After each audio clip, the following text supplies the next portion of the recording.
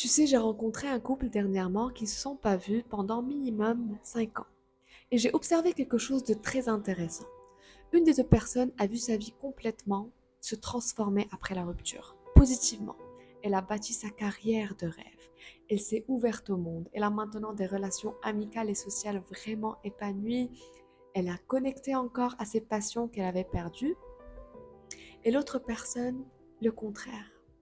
Sa vie complètement emplie et remplie de problèmes, complètement détruite de l'intérieur, toujours attachée à cette rupture, dans la rancune, dans bloquée dans cette rupture-là. Et je me suis posé la question, quelle est la différence entre ces deux personnes? La réponse est simple. Une des deux personnes a pris conscience et savait que la rupture et comment on va vivre la rupture est un choix. Soit ça sera une malédiction, soit ça sera une bénédiction. Et sans qu'on se rende compte que ce soit rupture, divorce, on a toujours ce choix. Est-ce que je veux en faire le point qui va me permettre de transformer ma vie positivement, ou bien je vais laisser faire, je vais rester bloquée dans cette rancune, dans ces regrets, dans ces remords, et voir ma vie complètement se détruire dans quelques années qui viennent. Quel choix tu fais? Quel choix tu fais après tes divorces?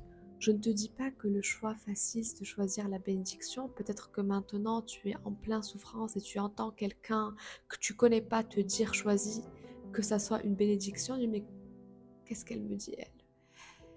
Mais en fait, peut-être une autre personne est en train d'écouter et voit le sens dans ce que je dis, parce que quand tu décides de prendre ta rupture amoureuse comme l'élan de ta transformation, ta vie change. Ça ne veut pas dire que tu ne vas pas ressentir de la douleur, mais ça veut juste dire que cette douleur te mènera à la vie que tu as toujours voulu, te mènera à la version de toi que tu as toujours voulu incarner.